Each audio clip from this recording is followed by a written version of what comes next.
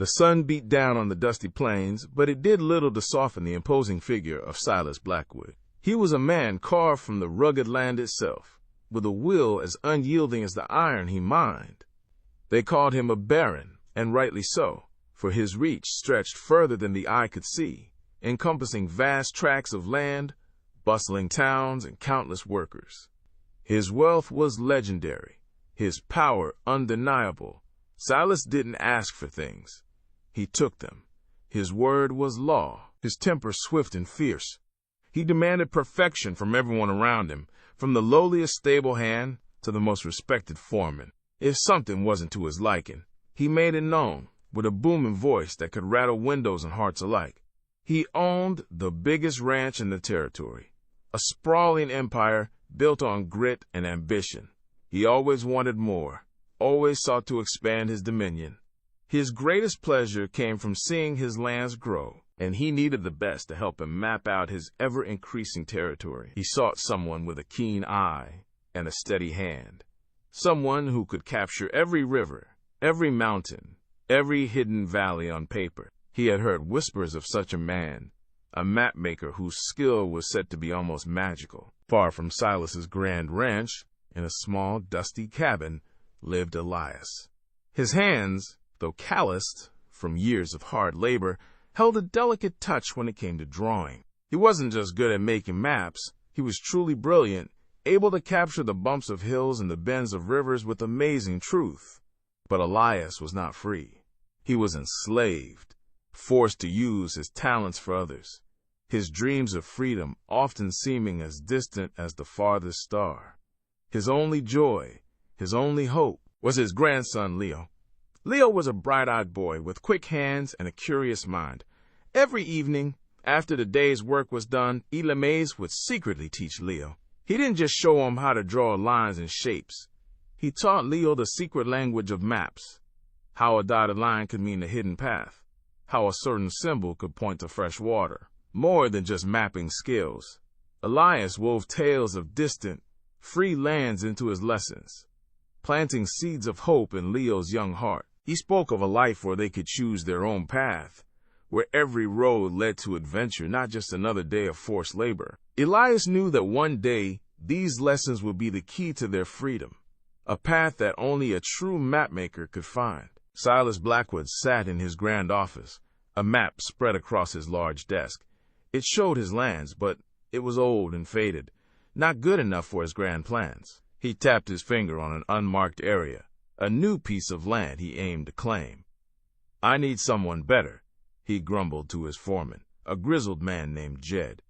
"Someone who can truly see the land, not just draw wobbly lines." Jed, who had traveled widely for Silas, cleared his throat. "There's talk, Mr. Blackwood, of a man named Elias. They say he can draw a map so real you feel like you're standing right there. He can find every hidden spring, every faint trail." Silas's eyes, usually cold, gleamed with interest. "Elias, you say? Where is this man?" Jed explained that Elias was owned by a small rancher a few days right away. Silas didn't hesitate. "Then I'll buy him," he declared, his voice firm.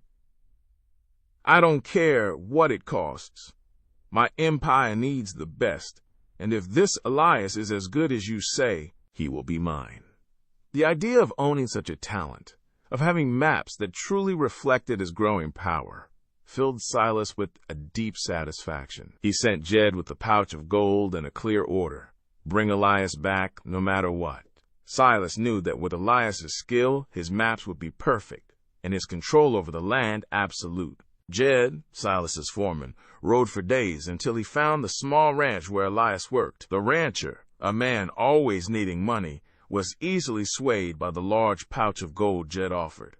Elias and Leo were told they were leaving. Elias's heart sank, but he kept his face still, hiding his worry from Leo. He held Leo's hand tightly as they were led away, knowing this was a big change, but also a chance to find a new path.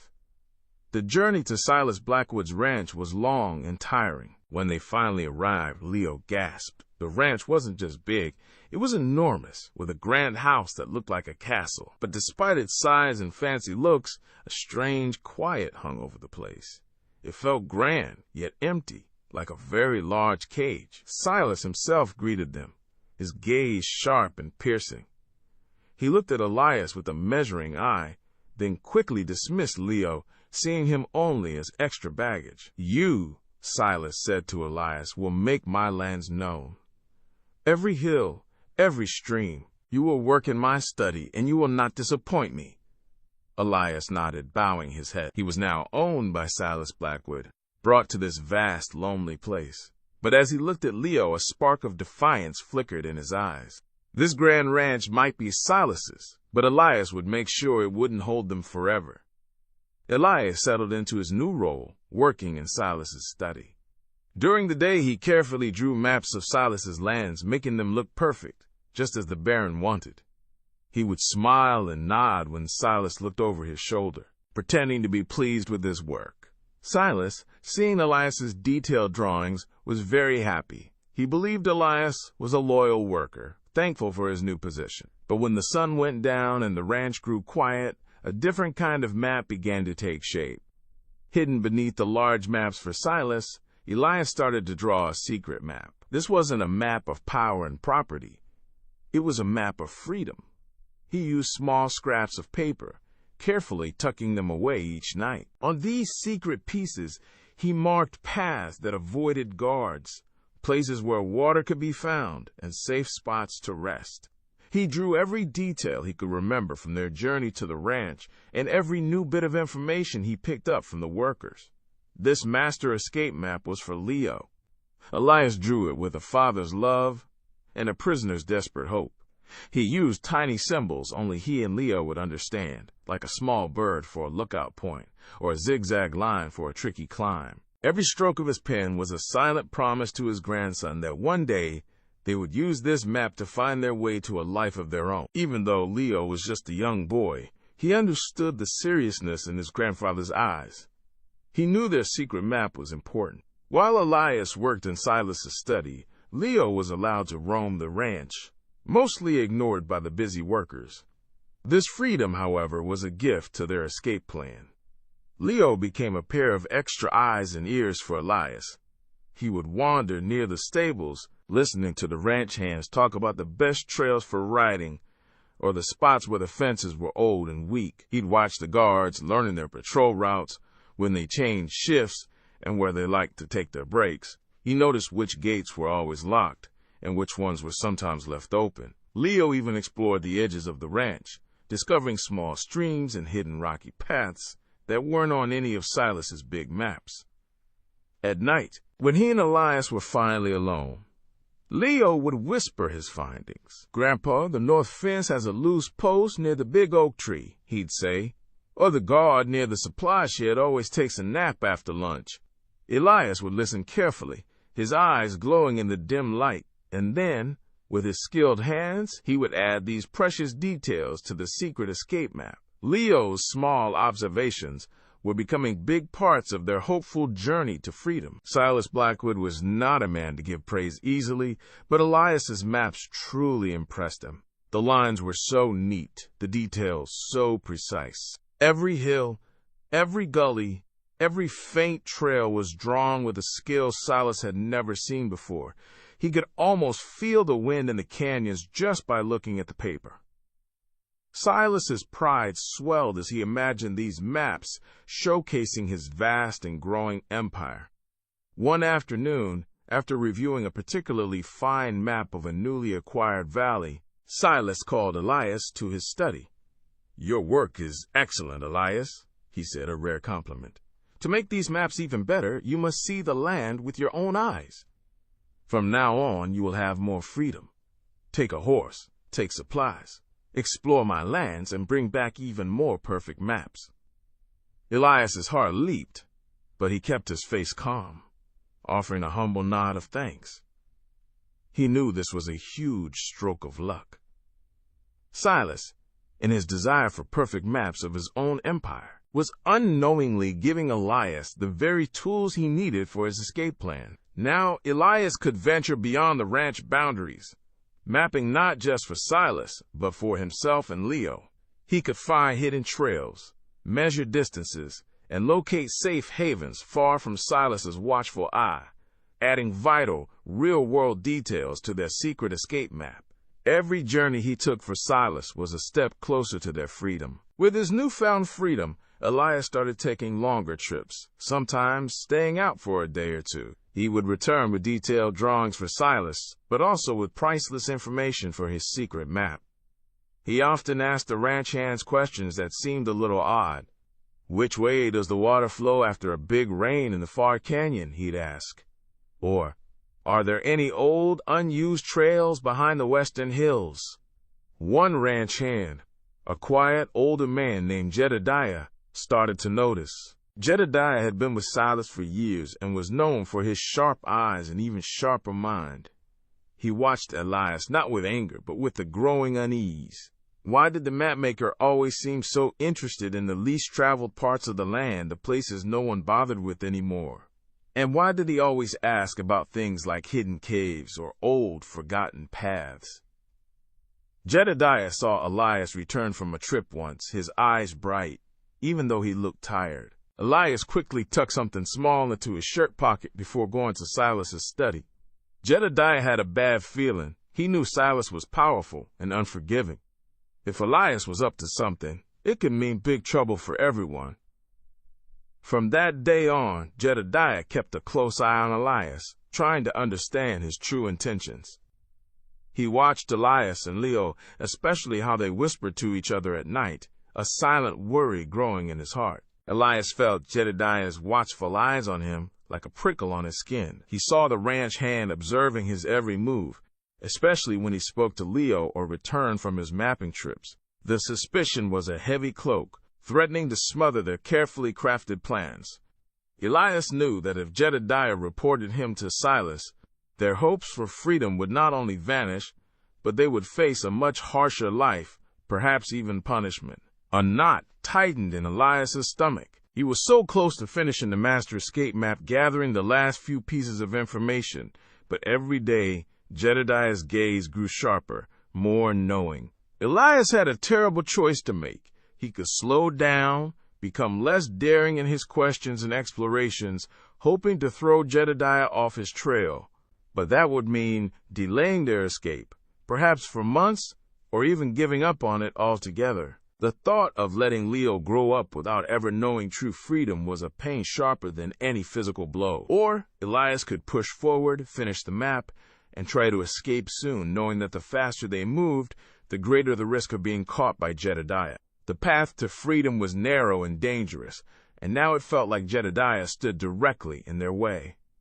Elias looked at Leo's hopeful face, then at the half-finished secret map. He clenched his jaw.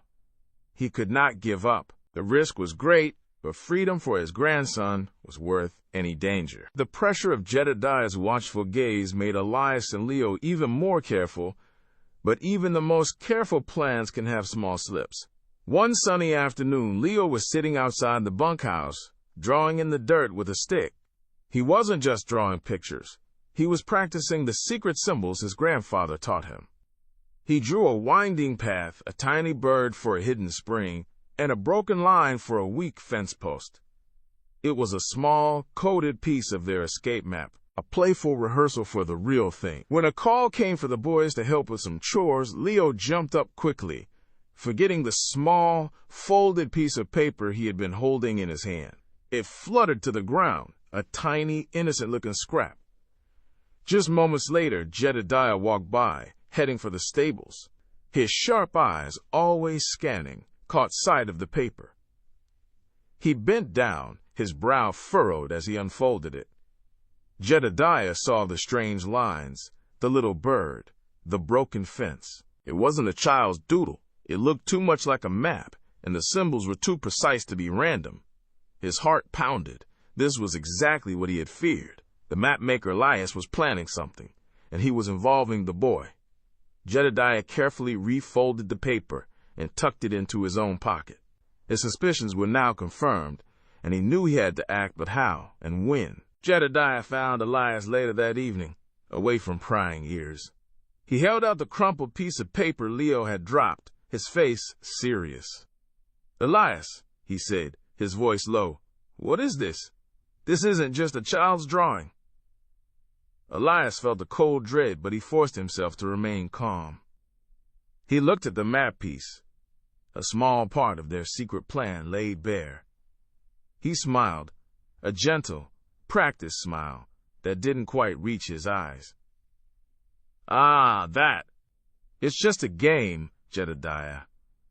Elias explained, his voice soft and friendly. "Leo loves maps, like his old grandpa. I teach him about the land, about finding water and safe spots, in case he ever gets lost." He pointed to the small bird. "That's a robin, a sign of water nearby. And the broken line? That means a tricky path, not a broken fence. We make up little stories with them." Jedediah studied Elias's face, searching for a lie. The explanation sounded reasonable enough for a child's game, and Elias's calm demeanor was convincing. He knew Elias was a mapmaker, and it made sense he'd teach his grandson. Jedediah frowned, still not entirely sure, but he had no proof otherwise. He slowly handed the paper back. "Just be careful, Elias," he warned, his eyes still holding a hint of doubt. "Silas doesn't like surprises." Elias nodded, taking the paper. The danger had passed, for now, but he knew they had to move faster. The close call with Jedediah was a loud alarm bell for Elias. He knew his clever story might have worked for now, but Jedediah's eyes held a spark of knowing that wouldn't easily be put out. Time, which had felt like a slow-moving river, now felt like a rushing waterfall. They had to act, and soon. That night, Elias spoke to Leo with a new urgency. "My boy," he whispered, his voice low and serious, "the game is almost over. We must be ready." Leo, sensing his grandfather's concern, nodded bravely. Elias began to work even faster on the escape map, often drawing by the dim light of a hidden candle after everyone else was asleep. He finished marking the last known trails, the secret water sources, and the hidden places to rest. Leo, too, became more focused. Instead of simply observing, he started preparing. He carefully gathered a few sturdy pieces of dried meat and a small pouch of nuts, hiding them in a cloth. He found a small, sharp stone that Elias could use if needed. Their nightly map lessons turned into rehearsals, with Elias pointing out parts of the map and asking Leo to describe what each symbol meant, testing his memory and understanding. They moved with a quiet, shared purpose, their hearts beating a little faster with each passing day. The dream of freedom, once a distant star, now felt like the approaching dawn. They knew the risk was immense, but the thought of a life truly their own fueled their every hurried action. The night they had planned for finally arrived. A sliver of moon hung in the sky, casting long, dancing shadows. The ranch was quiet, save for the occasional snort of a horse or the distant howl of a coyote. Elias and Leo waited until the last lantern in the bunkhouse had been doused and the guards had settled into their routines. Elias held Leo's hand, a silent comfort passing between them. With careful, hushed movements, they slipped out of their small room. Elias carried a small satchel with their meager supplies and the precious escape map. They crept through the darkened ranch grounds, using Leo's knowledge of the guards, patrols, to avoid being seen. Their destination wasn't a fence or a gate, but a forgotten corner of an old storage shed, a place Elias had marked during one of his mapping trips for Silas. Behind a stack of old barrels, Elias pushed aside a loose wooden board. There, hidden from view, was the opening to a narrow, dusty tunnel. He had discovered it by chance, a collapsed drainpipe leading out beyond the ranch walls, and had secretly widened it over weeks. "This way, little mapmaker," Elias whispered to Leo. Leo, though a bit scared of the dark, squeezed through first, his heart thumping with both fear and excitement. Elias followed, pulling the board back into place, sealing their path to freedom behind them. They were out of sight, and for the first time in a long while, truly out of reach of Silas Blackwood's ranch. The morning after the escape, a ranch hand went to wake Elias for his work in the study. only to find the room empty. Soon the news reached Silas Blackwood. His face, usually stern, turned a dark shade of red. Elias, his prized mapmaker, was gone. And worse, he had taken the boy with him. Silas roared, his booming voice echoing through the ranch house. "Find them! Bring them back!" Jedediah, remembering his suspicions and the coded map, approached Silas cautiously. "Mr. Blackwood," he said, "Elias knew this land better than anyone. He made those maps of yours, the good ones." Silas's eyes narrowed, a slow realization dawning on him. "Yes," he grumbled, "the very best." Silas strode to his study, pulling out Elias's finished maps. His rage turned into a cold, calculating anger.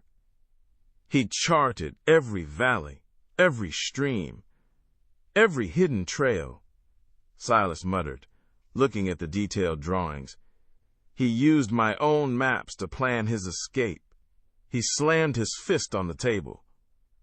"He knows the land, but I have his knowledge right here." He turned to his men, his voice sharp and hard. "Take these maps, use them, find every possible route out of my territory. He will use the safest paths, the ones he knew best. Go, bring me back my property." Silas would use Elias's brilliant work, his own carefully drawn maps, to track them down. Out in the vast wilderness, under the cover of darkness, Elias and Leo moved like shadows. The air was cool and crisp, and the sounds of nature replaced the familiar noises of the ranch. Elias held the precious escape map, unfolded just enough to see the immediate path. He didn't just rely on the map, though.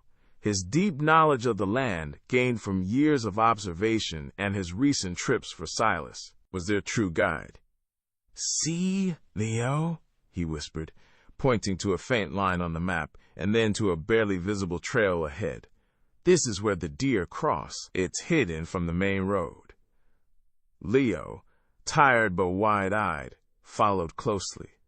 They walked for hours, Elias using the stars to keep their direction, just as he had taught Leo. When the sun began to peek over the distant hills, they found a small, hidden cave, marked with a tiny C on Elias's map, to rest. They ate some of Leo's gathered food, drinking from a small stream Elias knew was there, even if it wasn't on any official map. Elias would trace the progress on the map, showing Leo where they had come from and where they were headed. He explained how a cluster of trees meant shelter, or how a change in the color of the rock could warn of a steep drop. Every step was a lesson, every landmark a confirmation of Elias's amazing skill and careful planning. They were a team, a grandfather and grandson, navigating a dangerous world with only a map and a shared dream of freedom. They had been traveling for 2 days, following winding riverbeds and climbing through rocky passes, when a distant sound made Elias freeze. Hoofbeats. Many of them, Silas's men. Elias quickly pulled Leo behind a cluster of thick bushes, signaling for silence. Leo pressed himself against his grandfather, his small heart pounding like a drum. The thundering of hooves grew louder, closer.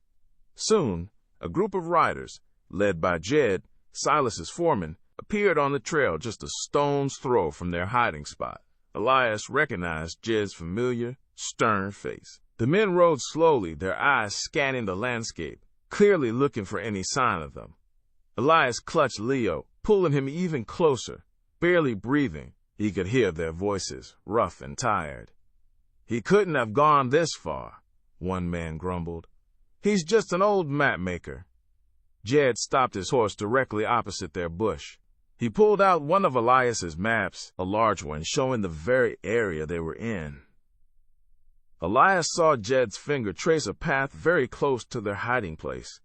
For a terrifying moment, Elias thought they were caught. But then, Jed shook his head. "No, this map shows a faster route through the valley. He wouldn't have gone through these rough hills." He waved his hand. "Let's go, men! Head for the valley!" The men rode off, their hoofbeats slowly fading into the distance. Elias let out a slow, shaky breath. They had been so close, almost within their grasp. Their escape map, ironically, had saved them by leading them away from the obvious path Silas's men were using. After their narrow escape from Jed and his men, Elias knew they needed to be even smarter. They couldn't rely on luck forever. As they continued their journey through a dry, rocky canyon, Elias remembered a trick he had taught Leo during their secret map lessons. "Leo," he whispered, pointing to a patch of loose stones, "remember the broken trail game?" Leo's eyes lit up. He remembered. It was a trick to make it seem like they had gone one way, when they had actually gone another. While Elias watched for any sign of renewed pursuit, Leo carefully began his work. He picked up several small, distinct rocks and placed them in a line pointing away from their true path, towards a dead-end gully. Then, with a stick, he lightly scuffed the ground around the rocks, making it look as if someone had walked that way. Once the false trail was laid, Elias and Leo moved silently, making sure their own footsteps left no clear marks as they doubled back and took a different, less obvious route through a narrow crevice. They moved slowly, carefully, covering their tracks as best they could. Later that day, from a high vantage point, they saw Silas's men riding towards the false trail. They stopped, examining the ground, and then, just as Elias had hoped, they followed the misleading path. Leo's quick thinking and Elias's clever lesson had bought them precious time, making their pursuers believe they were far ahead, heading in the wrong direction. Days turned into nights, and nights into days. Elias and Leo walked, rested, and walked again, fueled by the small provisions and the burning hope in their hearts. The landscape changed from rocky canyons to rolling hills, then to a denser forest. Elias constantly checked his secret map, his finger tracing the path, his mind sharp and focused. Leo, though weary, remained brave, looking for the landmarks his grandfather pointed out. Finally, as the sun began to dip below the horizon, painting the sky in hues of orange and purple, Elias stopped. He looked at a cluster of tall, ancient trees, then at a small, winding stream. His eyes scanned the area, comparing it to a particular spot on his map, a place he had marked with a special, almost invisible symbol. A gentle smile touched his lips. "We're here, Leo," he whispered, his voice thick with emotion. Through the trees, nestled in a small clearing, they saw it. A few humble cabins, smoke curling from their chimneys, and the soft glow of lanterns. It was a small, hidden settlement, a place Elias had heard whispers about during his travels, a community of free people who helped those seeking a new life.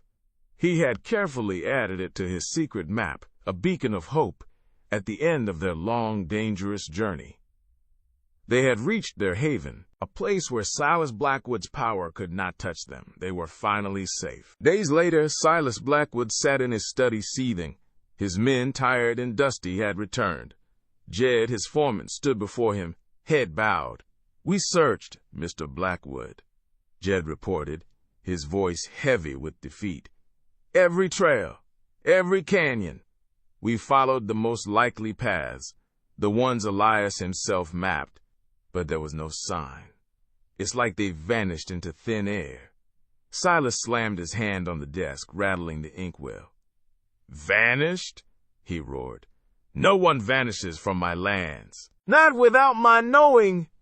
He glared at the maps spread out before him, the very maps Elias had drawn. His rage turned into a cold, calculating anger. He charted every valley, every stream, every hidden trail. Silas muttered, looking at the detailed drawings. "He used my own maps to plan his escape." He slammed his fist on the table. "He knows the land, but I have his knowledge right here." He turned to his men, his voice sharp and hard. "Take these maps. Use them. Find every possible route out of my territory. He will use the safest paths, the ones he knew best. Go! Bring me back my property." Silas crumpled one of the maps in his hand, his face a mask of furious respect. He had been outsmarted, and there was nothing he could do. Elias and Leo were truly gone. Life in the hidden settlement was simple but filled with a peace Elias and Leo had never known. The people there were kind, sharing their food and their stories. For the first time, Elias could draw maps without fear, without a master looking over his shoulder. He still made maps, but now his hands worked with a joyful purpose. He drew maps of the surrounding forests, marking the best places for berries or safe trails for hunting. He helped the community chart their fields and find new water sources. Leo, no longer a secret messenger, openly learned from his grandfather. He practiced drawing, his small fingers growing more skilled each day. He helped Elias gather plants for dyes and smooth stones for weights. He still loved the secret symbols, but now they were just part of their shared language, not a code for escape. Elias often thought of Silas, the Baron who had once owned him. He felt no anger, only a quiet satisfaction. Silas might have owned the land, but Elias owned his skill, his mind, and now his freedom. Together, Elias and Leo built a new life. They were no longer running, no longer hiding. Elias's maps, once tools of a baron's power, had become tools of their own freedom and a new community's growth. Every line he drew, every path he marked, was a testament to their journey and the unbreakable bond between a grandfather and his grandson. They were home, truly free at last.